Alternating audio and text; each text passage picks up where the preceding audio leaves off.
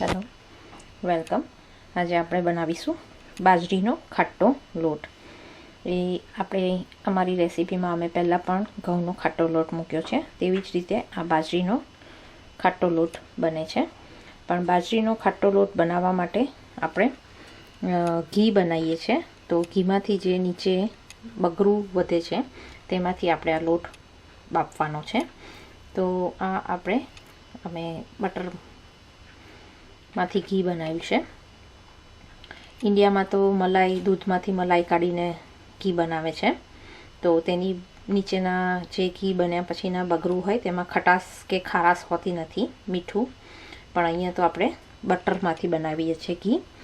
તો આ બટરમાંથી બનાવ્યું છે એટલે બટરમાં તો ખારાશ હોય છે. તો તમે આ લોટ બાજરીનો એમાં બાફતા પહેલાં તમે એ બગરું આપણે વાપરવાનું છે, તો તમે તેમાં મીઠાનો પ્રમાણ હોય છે તો તે પ્રમાણે ટેસ્ટ પ્રમાણે મીઠું નાખવાનું છે અંદર. એટલે આ આપણે બગરું લીધું છે બટરનું. તેની માટે આપણે લસણ અને મરચાં લીલા ક્રશ કરી લીધા છે. બાજરીનો લોટ છે. આદું પણ આમાં નાખી શકાય છે, લસણ ને મરચાંને એમાં. ને આદું વગર પણ તમે એકલું લસણ ને મરચું પણ નાખી શકો છો. ઘણા લોકો લસણ નથી ખાતા, તો તમે એ પ્રમાણે મરચાંને આદું પણ ક્રશ કરી શકો છો. અને આદું, લસણ ને મરચું ત્રણેય પણ લઈ શકો છો. તો આવી રીતે તેને ક્રશ કરી લેવાનું છે. યોગર્ટ ખાટું, સ્વાદ પ્રમાણે મીઠું નાખવાનું છે. અને આ બાજરીનો લોટ લીધો છે આપણે.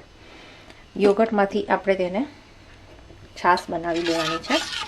યોગર્ટને પાણી નાખી અને થોડુંક એને લિક્વિડ જેવી છાશ બનાવી દેવાની છે. અને આ કઢાઈમાં આપણે થોડુંક તેલ લીધું છે, તેમાં આપણે વઘાર કરીશું જીરા અને રાઈનો. અને પછી આ લોટ આપણે બાફીશું.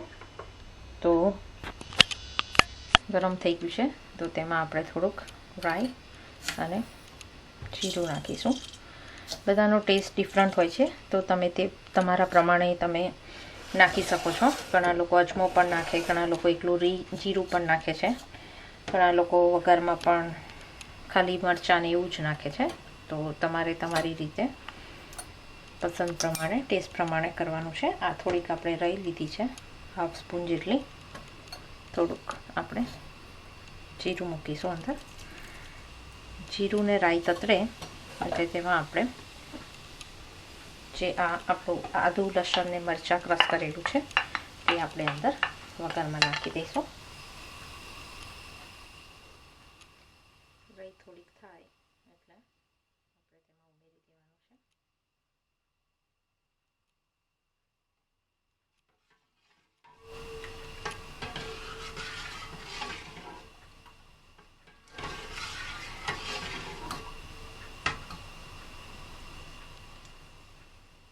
એટલે આપણે જે ઘી બનાવીએ છીએ તેમાંથી જે બગરું વધે છે તે આપણે આવી રીતે પણ ઉપયોગ કરી શકીએ છીએ. તેના ઘણા બધા ઉપયોગમાં લઈ શકાય છે તે બગરું. જેવી રીતે કે મુઠિયા, હાંડવા બનાવવા માટે, ઢોકળા બનાવવા માટે, આવી રીતે ખાટો લોટ બાફવા માટે ઘણા ઉપયોગમાં આવે છે. તો આ આપણી રાઈ થઈ ગઈ છે, તો આપણે તેમાં લસણ, આદુ, મરચાં જે આપણે લીધા છે એ થોડા શેકી લેવાના. અને તેમાં પછી થોડુંક શેકાય એટલે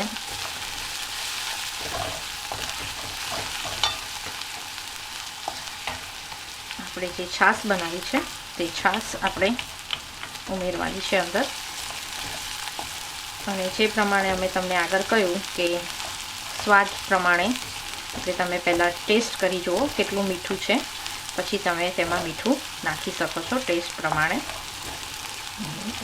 લસણ ને મરચું આપણું શેકાઈ ગયું છે, તો તેમાં આપણે હવે આપણી આ જે છાશ આપણે બનાવી છે તે ઉમેરી દઈશું. લગભગ 2-3 વાડકી જેટલું તમારે છાશ બનાવવાની છે. અને 1.5 વાડકી જેટલો આપણે આ લોટ લીધો છે, તો 3 થી 4 વાડકી જેટલું આપણે છાશ બનાવવાની. હવે આને થોડીક ઉભરો આવે, ઉકળે થોડુંક, એટલે તેમાં આપણે લોટ મૂકીશું. તો આ જે બગરું છે એ આમાં આપણે મૂકી દઈશું થોડુંક, અને તેને સરખી રીતે આપણે મિક્સ કરી દઈશું. તમે આને છાશમાં નાખીને પણ મિક્સ કરી શકો છો અને આવી રીતે પણ અંદર નાખીને પણ મિક્સ કરી શકો છો.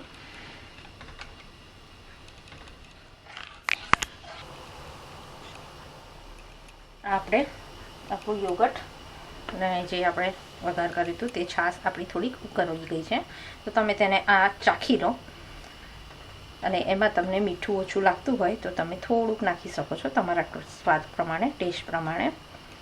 અને આ જે બગરું છે તે તમે આવી રીતે ડબ્બામાં ભરીને ફ્રીઝમાં એને મૂકી રાખી શકો છો 2-3 વીક માટે સુધીને, કે તમે તેમાંથી મુઠિયા ઢોકળા પણ બનાવી શકાય છે. આ લોટ આપણે ધીમે ધીમે તેમાં ઉમેરી દેવાનો છે. ઉકળે એટલે એક સાથે બધો લોટ નહીં ઉમેરવાનો, કારણ કે આપણને ખબર પડે પછી કે કેટલું પ્રમાણમાં અંદર લોટ ચાલશે. તો તે આપણને ધીમે ધીમે લોટ અંદર ઉમેરીને તેને હલાવી નાખવાનો બરાબર.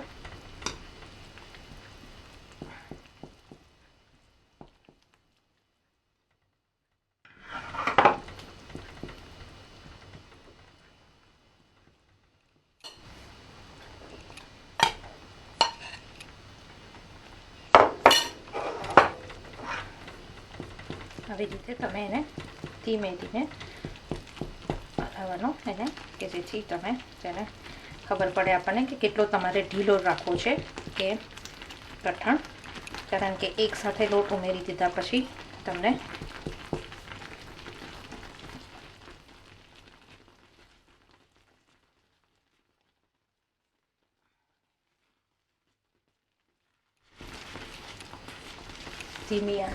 ધીમો ગેસ કરી દેવાનો અને એને પછી આવી રીતે તમારે નાખીને પ્રોપર હલાવી કાઢવાનો છે, કે જેથી કરીને તમારે અંદરે લોટમાં ગાંઠિયા ના પડે.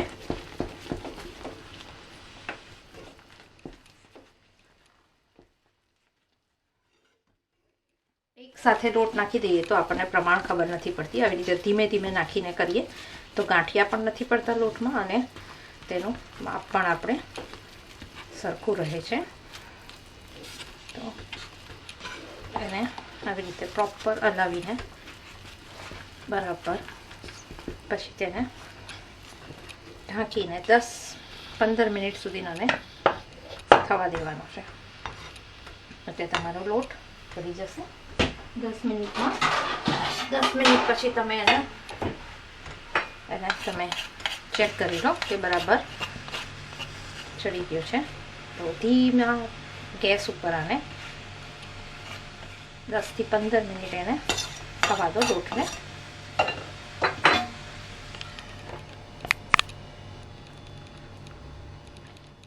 આપણો 10 મિનિટ પછી તમે ગેસ બંધ કરી દો એટલે આપણો લોટ બરાબર ચડી ગયો છે.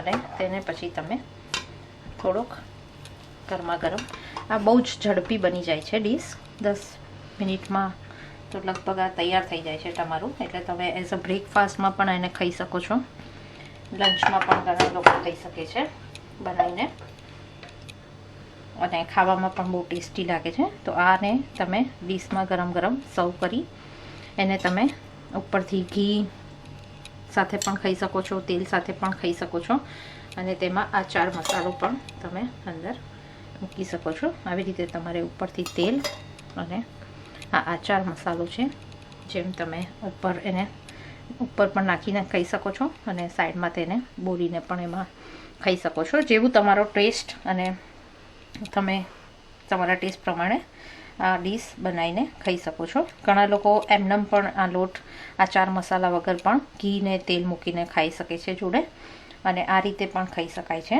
પણ આ આચાર મસાલા જોડે થોડુંક ટેસ્ટ વધારે સરસ લાગે છે ગરમ ગરમ. તો તમે આ રીતે પણ ટ્રાય કરો, અને વિધાઉટ આચાર મસાલા સાથે પણ વગર પણ તમે ટ્રાય કરી શકો છો. તો પસંદગી તમારી ઉપર છે કે તમે ઘી સાથે ખાઓ, તેલ સાથે ખાઓ કે આચાર મસાલા સાથે ખાઓ. પણ આપણી આ ડીશ આજની ખાટો બાજરીનો લોટ તૈયાર થઈ ગયો છે. જેને તમે ગરમ ગરમ આવી રીતે ડીશમાં કાઢીને સર્વ કરો અને એન્જોય કરો. Thank you.